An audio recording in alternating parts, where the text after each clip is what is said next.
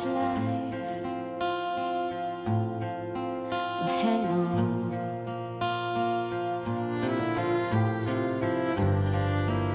Don't let yourself go,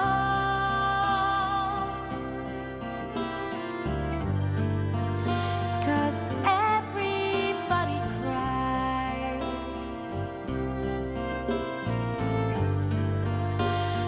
everybody hurts sometimes.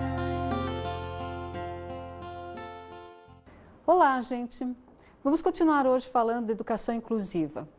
Vocês viram o clipe que abriu a nossa aula hoje? Imagens difíceis. Prestar atenção na letra da música. O que nós precisamos pensar? O tema da nossa aula hoje é educação inclusiva, as crianças agradecem. Então, as dificuldades, o sofrimento dos portadores de necessidades educacionais especiais, de necessidades especiais como um todo, são intensos, são numerosos, são bastante difíceis de se combater. Mas não são tão difíceis porque fazem parte de um quadro de dificuldade como um todo. Não, são difíceis porque trazem consigo, sobretudo, preconceito e discriminação. E é isso que nós precisamos mudar. Como vamos fazer isso? Na verdade, toda a década de 90 ela foi bastante marcada por essas discussões em torno da inclusão. Foram 10 anos que muito se falou, muito se pensou, vários eventos aconteceram para que se estabelecessem metas sociais para a educação. Dentre essas metas, algumas se destacaram mais e foram compromissos assumidos por países, por organizações não governamentais, por várias instituições multilaterais, todas envolvidas dentro dessa proposta, com essa proposta.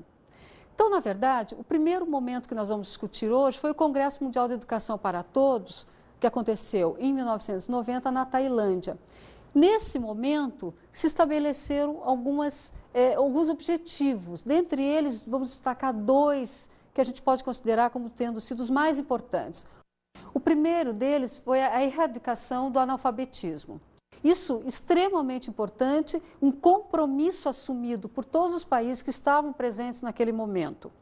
O segundo objetivo, tão importante quanto, foi a universalização do ensino fundamental, como uma proposta também a ser implementada o mais breve possível. Naquele momento, se estabeleceu o prazo de 10 anos para que isso acontecesse.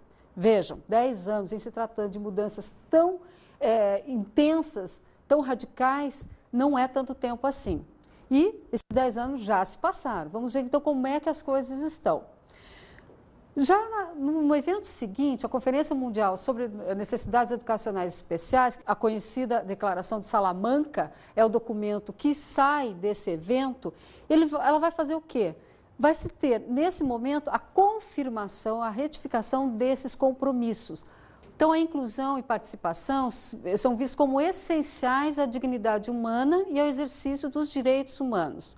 Então, esses objetivos traçados nesses momentos, eles trazem uma outra função para a escola, valorizam mais a escola enquanto espaço de democratização do acesso de todos os alunos, independente de suas características, a uma educação de qualidade e que permaneçam nessa escola tempo suficiente para se preparar para enfrentar o mundo lá fora.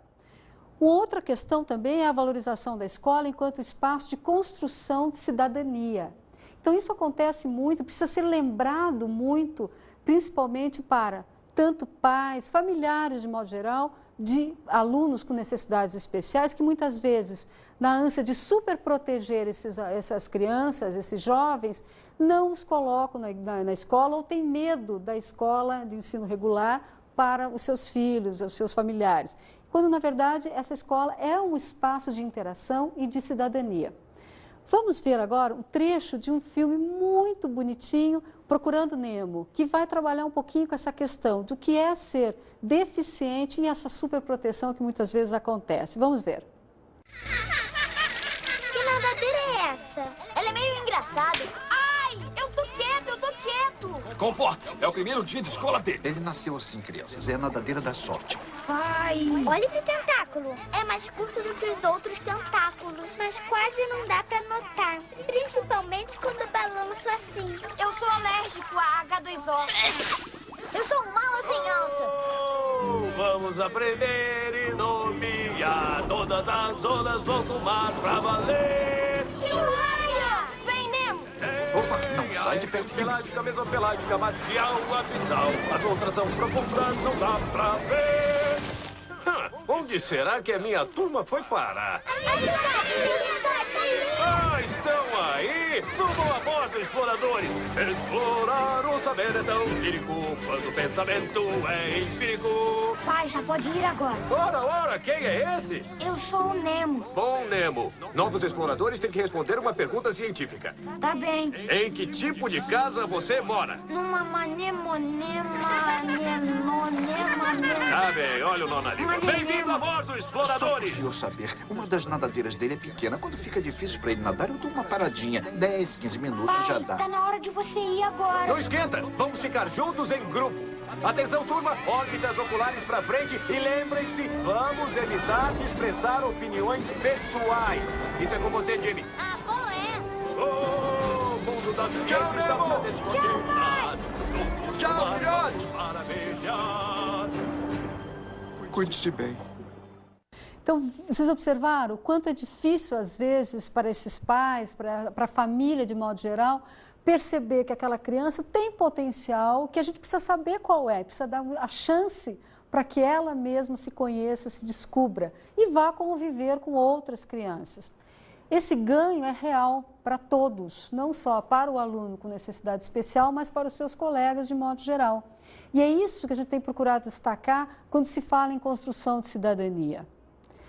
Um outro momento bastante importante também que nós temos nesse desenvolvimento da discussão em torno da inclusão foi o Fórum Mundial de Dakar, que aconteceu em 2000, recentemente, que estabeleceu, então, 6 metas para a educação. Vejam bem quais são. Expandir e melhorar a educação e cuidados com a infância, em particular para as crianças em situação de vulnerabilidade. Assegurar para todas as crianças, especialmente meninas, em circunstâncias provenientes de minorias étnicas, o acesso a uma educação primária universal de qualidade. Por que de meninas e por que de crianças dessa maneira? Porque a gente sabe, por dados que a gente tem, que as meninas são as maiores excluídas em todo o planeta do acesso à educação, por uma questão de discriminação de gênero e de uma questão econômica também. Então, esse é um objetivo bastante importante. Assegurar que as necessidades básicas de aprendizagem dos jovens sejam satisfeitas de modo equitativo por meio de acesso a programas de aprendizagem apropriados. Atingir até 2015 50% de melhoria dos níveis de alfabetização de adultos, em particular mulheres, em conjunção com acesso equitativo à educação básica e continuada. Então, aqui mais uma vez a questão do gênero perpassando a discriminação. Então, mais uma vez, as mulheres tendo que ser vistas com maior atenção, com maior cuidado. Eliminar até 2005 as disparidades de gênero na educação primária e secundária e atingir até 2015 a igualdade de gênero no acesso à educação básica de qualidade. Melhorar todos os aspectos relacionados com a qualidade da educação, de modo a atingir resultados reconhecíveis e mensuráveis para todos, em particular na alfabetização e nas habilidades. Observe que essas metas, esses objetivos, todos eles são complicados e, diante das dificuldades que já apareceram logo no início de se tentar implementar ações para que isso acontecesse, já se percebeu que as dificuldades seriam maiores do que se esperava. Então, acontece a 7ª sessão do Comitê Intergovernamental Regional do Projeto Principal para a Educação, que aconteceu na Bolívia em 2001. E a primeira conclusão que se chegou é que precisava se pensar como fazer acontecer essas mudanças. Como pensar que até 2015, daí novo prazo que se estabelece a partir daqui, como se chegaria então a essas ações, a essa realidade, a essas transformações todas. Então vejam, 5 anos a mais para que essas propostas de inclusão pudessem ser efetivadas.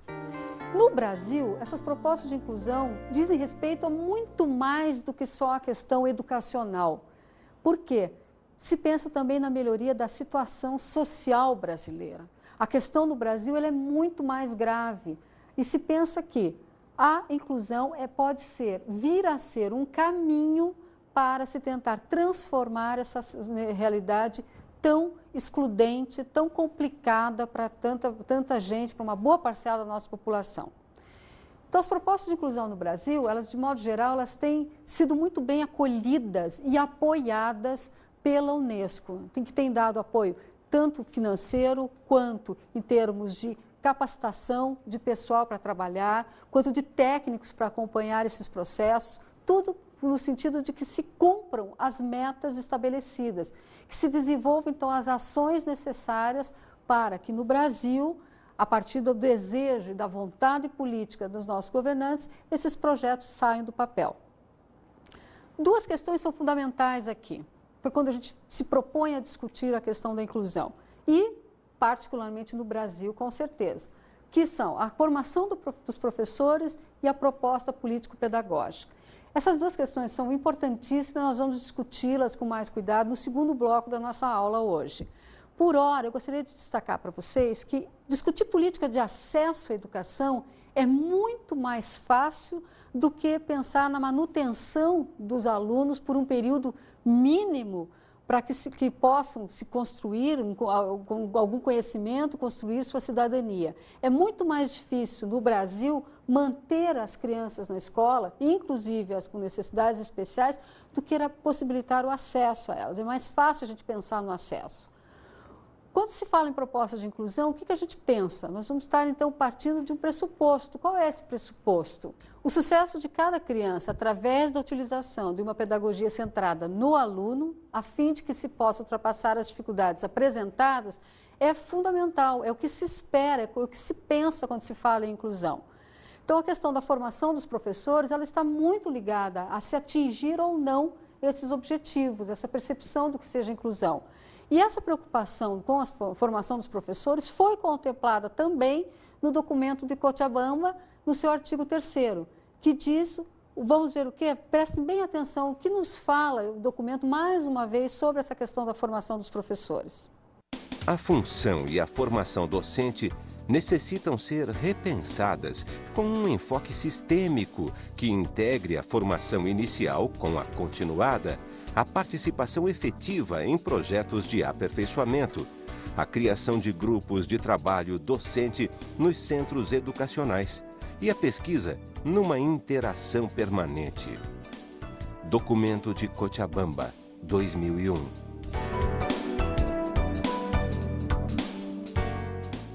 Então, nós vamos pensar um pouco mais essa questão da formação dos professores, os desdobramentos disso, depois do nosso intervalo. Vamos dar uma descansadinha, depois a gente volta.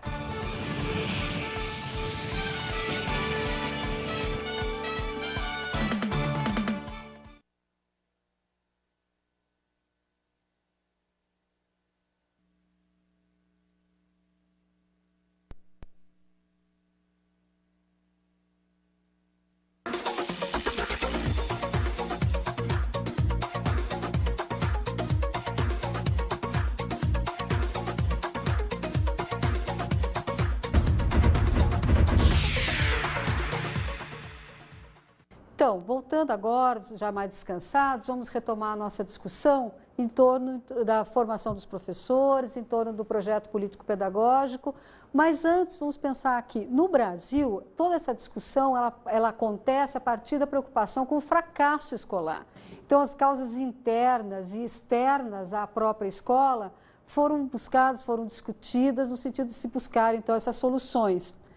E a inclusão no Brasil ela também foi um debate que aconteceu durante a década de 90, mas com uma preocupação a mais, era buscar quais os referenciais para que esse projeto de inclusão acontecesse dentro do caráter, dando um caráter político à ação desses professores. Para quê? Para que essa prática ela não se descolasse das necessidades reais das classes populares. Na verdade, durante todo esse tempo, se construiu, então, uma ideia de que a inclusão deveria atender também a essas classes excluídas do acesso e da permanência na escola. Então, é um pouquinho diferente do que a gente percebe no movimento de inclusão pelo mundo afora.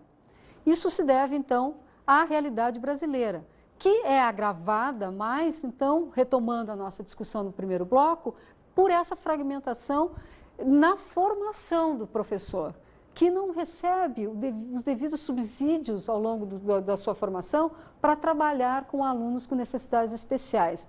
Isso tudo contribui muito para aumentar os problemas dentro da escola e o resultado disso que são, então, a evasão, a repetência, as turmas multisseriadas e várias outras situações. As discussões centradas na defasagem entre a preparação e a realidade da atividade dos professores, dessa prática futura, é uma questão bastante importante. Quer dizer, como eles percebem que vai acontecer a sua prática quando saírem da escola, quando saírem das universidades, quando saírem dos seus cursos de formação. Isso não se discutia. Outra questão é, se a formação acaba apostando na individualização e na fragmentação do currículo, como querer que o profissional entenda o trabalho interdisciplinar necessário à escola? Se toda a sua capacitação se deu de uma forma totalmente fragmentada, como ele vai poder agora, na prática, desenvolver uma ação que dê conta da interdisciplinaridade? Ele precisa aprender a pensar nesses termos. E para a inclusão, isso é fundamental, por conta até todo o apoio pedagógico que esses alunos muitas vezes precisam, todos os profissionais envolvidos dentro da inclusão, é preciso então ter essa percepção. É preciso que haja principalmente uma articulação entre o trabalho pedagógico, coletivo e interdisciplinar.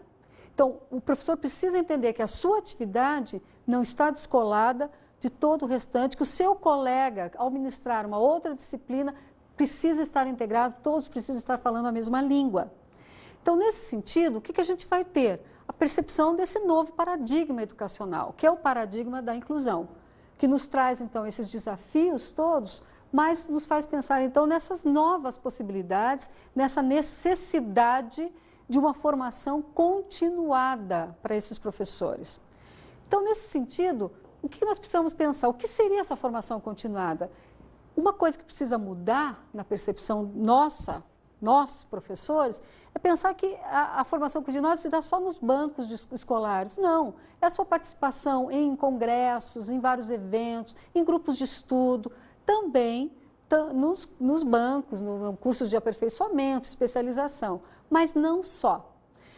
Nós fomos perguntar para alguns profissionais como eles percebem essa necessidade, como foi a sua formação, se a sua formação capacitou para trabalhar com alunos com necessidades especiais e como eles veem essa questão da formação continuada. Vamos ouvi-los. Sempre procuro para ajudar na minha prática. Além dos cursos que eu já participei, eles até ofereceram bibliografias, você tem que ir atrás de leituras, para você tentar ajudar melhor esses portadores, né? Porque cada dia é um desafio maior, maior, diferente. Então você tem que sempre estar correndo atrás para saber trabalhar com aquele desafio, com aquela realidade diferente.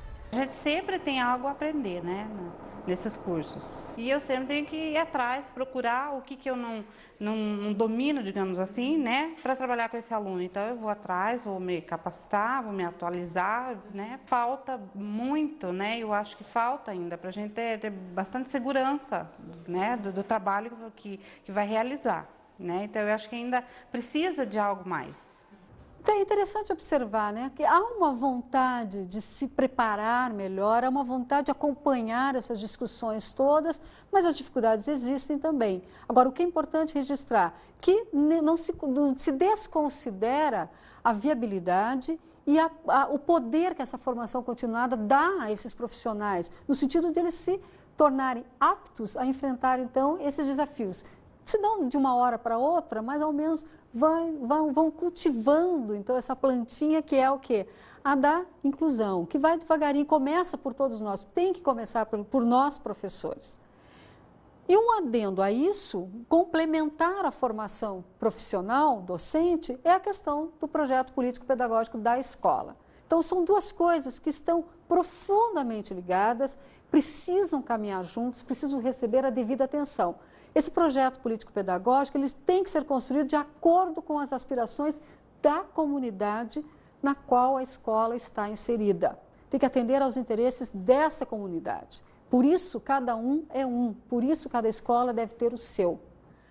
Então, mais do que isso, o projeto político-pedagógico ele é o eixo de sustentação da escola e de todas as ações que venham a ser implementadas. E ele não pode ser confundido nem com plano de ensino, nem com planejamento, nem com plano de aula. É outra coisa, é ele que vai dar o norte para todas essas outras ações.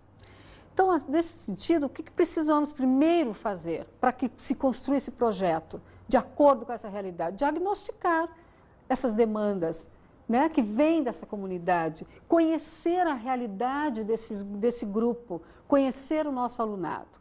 Então, é muito importante que cada um de nós, no momento que nós vamos começar a trabalhar com uma turma, numa escola nova, num grupo comunitário novo, a gente procure conhecer qual é a realidade dessa escola. E também conhecer, então, qual é o projeto político-pedagógico. Vocês, quantos de vocês aí conhecem o projeto político-pedagógico da sua escola? Conhecem a fundo? Sabem se esse projeto está contemplando a inclusão? Nós fomos mais uma vez ouvir esses profissionais que são os nossos colegas de profissão. Vamos lá. No projeto político-pedagógico já tem o tema sobre a inclusão, já tem o texto, né, que fala da inclusão, e os professores têm conhecimento de toda essa proposta, inclusive da parte de inclusão. A escola já se organizou, né, principalmente para atender a demanda dos alunos que chegaram inclusos na nossa escola. Então, na medida que foi possível, a gente reduziu o número de alunos nas salas, a infraestrutura está toda preparada para receber, inclusive alunos cadeirantes, né, banheiros adaptados, corredores bem amplos, salas de aula onde pode comportar, né, esses alunos, e na medida sempre que do possível, claro, é conversado com os professores anteriormente, até para preparação da turma. O nosso CME ele atende adequadamente a nossa comunidade, atende as crianças com necessidade especial. Eu acho que se fosse uma necessidade mais grave, deveria ser o CME, no caso, adaptado. Vejam que, ao conhecer o projeto político-pedagógico, a gente até muitas vezes conhece, mas a questão maior que nos interessa aqui é até que ponto esses projetos estão contemplando a inclusão, estão contemplando o atendimento aos alunos com necessidades especiais. Aí observe que nem todos estão ainda já organizados, estruturados. Por quê? Porque talvez ainda não se conheça aquela realidade daquela comunidade. Então, daí a importância desse diagnóstico dessas demandas. E tão importante quanto isso também é a integração entre as áreas do conhecimento e a concepção transversal das novas propostas de organização curricular. Então, a ideia é de que as disciplinas, elas não são um meio, elas não são um fim em si mesmas, elas são um meio para que se atinjam determinados objetivos. E estão interligadas. Então, não se pode pensar num projeto estático, numa coisa que vai funcionar bem um ano e vai funcionar eternamente da mesma maneira. Ele precisa ser permanentemente reavaliado, repensado. Então, outra consequência dessas ações em torno da formação do professor, da proposta político-pedagógica, é a questão da avaliação, que certamente precisa ser revista, mas precisa também, antes de se pensar no processo de avaliação lá no fim da etapa, a gente precisa rever também, validar a todo momento essas nossas ações. Então, verificar o que foi concretizado efetivamente, o que ainda não se conseguiu alcançar como se pretendia e fazer os ajustes necessários. Então, essa avaliação, ela é permanente, precisa continuar a acontecer o tempo todo, para se fazer, então, os ajustes necessários, para que esse projeto, toda essa proposta de inclusão não se descole, não perca o gancho com a realidade. Então, programação aí é uma questão fundamental, quer dizer, como se pensar as ações nesse sentido. Proposta de ação, o que é uma proposta de ação? É alguma coisa que a gente vai fazer a partir do momento que se pensou antes. Então, por que a gente vê tantas dificuldades na implementação do projeto de inclusão? Por conta de, muitas vezes, se precisar agir sem antes estruturar tudo que é preciso, desde a estrutura física da escola, até o corpo docente, até o projeto político-pedagógico, a grade curricular e todo o processo de avaliação. Então, na ânsia de muitas vezes agir, a gente esquece de pensar como programar essas ações, e isso é fundamental. Toda essa discussão, ela vai bagunçar, de certa maneira, a estrutura da escola como um todo. Então, ela coloca em xeque a nós, professores, mas exige também uma revisão do papel de outros atores envolvidos no processo educacional, a começar também pelos diretores e coordenadores. A gestão da escola também precisa se adaptar e se adequar às novas necessidades dentro da proposta de inclusão. Precisa ser uma gestão democrática, em primeiro lugar, porque se não estiver aberta para ouvir todos os atores, não se vai construir um projeto realista, adequado aos interesses de todo o alunado. Essa análise dos resultados vai trazer, então, algumas contribuições bastante importantes, vai nos dar, então, esses subsídios e podem apresentar problemas, podem nos mostrar que alguns problemas aconteceram. Então, muitas vezes a gente vai perceber que algumas classes, algumas escolas não dá certo, aquele aluno que se pretendia incluir, ou ele não quis, ou a escola não teve condições de acolhê-lo como ele precisaria, como ele mereceria, como é o seu direito. Então, esse diagnóstico, ele é, como eu disse, constante, permanente, para que se possa avaliar, então, quais as novas necessidades para o próximo período. Então, vejam, mais uma vez eu insisto, o projeto é único e exclusivo para uma determinada escola.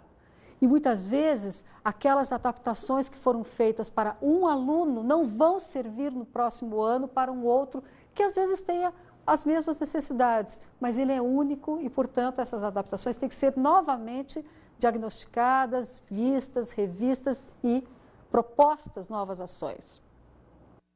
No Brasil, a nossa LDB, a Lei de Diretrizes e Bases da Educação, ela contempla a questão da inclusão, como nós já sabemos, mas também devemos nunca esquecer que não basta a lei para que se efetive, então, as ações concretas em torno do projeto de inclusão.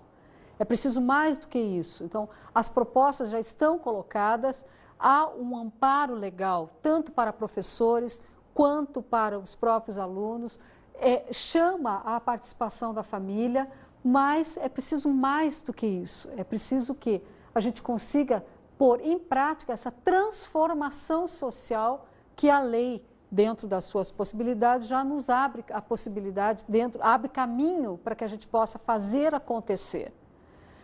Então, a educação inclusiva é peça-chave no Brasil, se a gente quiser pensar que tipo de país nós queremos ter, que tipo de país nós queremos construir.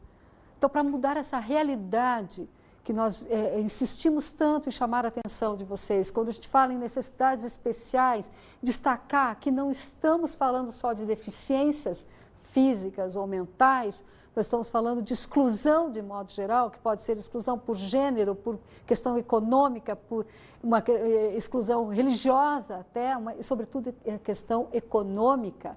Nós estamos falando para todo esse alunado da proposta de inclusão. Então, é peça fundamental e a gente não pode perder de vista, então, a necessidade e a urgência dessa discussão.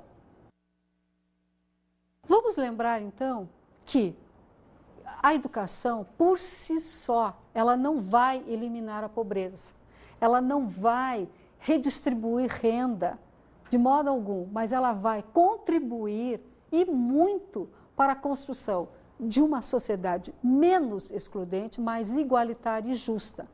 Consequentemente, a gente vai acabar, então, construindo um país onde vai haver, então, maior oportunidades, ou maior equidade de oportunidades para todos. Então, a educação e a escola assume, então, dentro desse contexto, um papel fundamental, assume, então, uma nova função. Então, devemos exigir a qualidade do ensino regular. Isso é um desafio que precisa ser assumido por conta do quê? De se preparar, então, essas escolas para acolher os nossos alunos com necessidades especiais. E uma proposta de educação de qualidade para todos. Então, nesse sentido, é um momento de se abolir políticas discriminatórias, de acolher a diversidade, reconhecer a diferença como um a mais, como alguma coisa que vai nos melhorar enquanto pessoas, vai nos melhorar enquanto possibilidade de interação com o outro. Para a gente pensar um pouquinho sobre isso, eu trouxe para vocês um filme muito bom que vai discutir exatamente o estranhamento diante do diferente, como se sente esse diferente. É o filme O Oitavo Dia. Vejam bem, prestem bem atenção à sensibilidade desse filme, o recado que ele tem para nos dar. Vamos lá.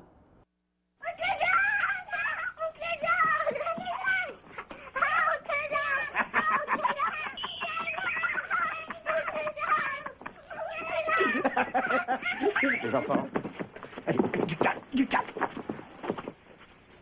Ce monsieur a trouvé Georges sur la route et l'a amené ici. Vous n'allez pas nous le laisser. Alain. C'est lui qui l'a amené, il n'a qu'à le reprendre.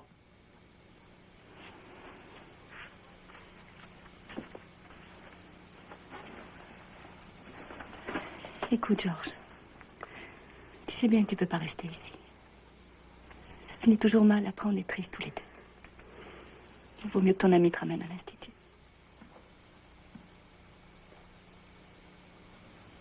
C'est ma sœur. Georges. Oh, Georges. Georges. Georges.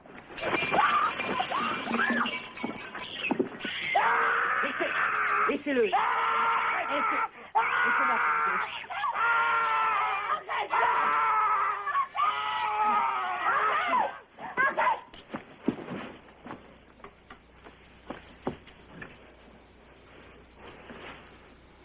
Je t'aime bien, Georges. Mais j'ai donné tout ce que je pouvais donner. Maintenant, j'ai ma vie, j'ai mes enfants, j'ai Alain. Il faut que tu comprennes. Pas chanter. Maman, il dit, il faut chanter avec Georges. J'ai dit, maman, je ne vais pas à l'Institut. Je reste ici. Maman s'est toujours occupée de toi. Et qui s'est occupé de moi? Je veux vivre. C'est ma vie. Je ne peux pas m'occuper de toi. J'ai dit à maman que je ne m'occuperai pas de toi. Je lui ai dit. Je t'aime, moi. Je t'aime, moi. Petite sœur. Peux te faire bien, chérie. Lá, lá. Lá, lá, lá, lá. Lá. Então não vamos esquecer nunca dessas imagens que abriram a nossa aula hoje e de nos perguntar sempre como se sentem os diferentes, como se sente aquele que se percebe diferente. Mas vamos pensar então como transformar a sociedade para que ele não seja mais o diferente, seja só mais um. Vamos agora para as dicas de estudo da nossa aula de hoje.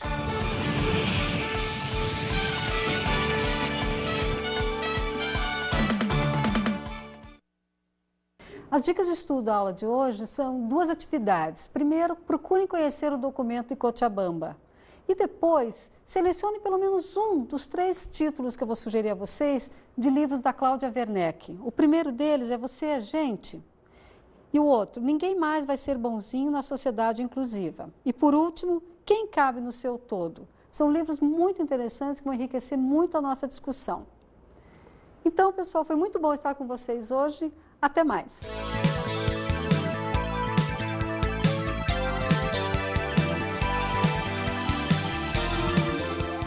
O tema da nossa aula foi Escola Inclusiva. As crianças agradecem.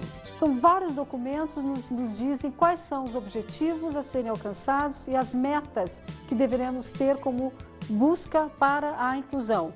Então, metas de, sobretudo, assegurar o acesso e a permanência de todo o alunado em escolas de qualidade. Estudamos a inclusão no Brasil. A proposta de inclusão no Brasil ela já é contemplada, inclusive, pela LDB. O que nós precisamos é implementar ações para que essas propostas deixem de ser apenas metas a serem alcançadas, se tornem realidade e transformem a realidade brasileira. Bons estudos!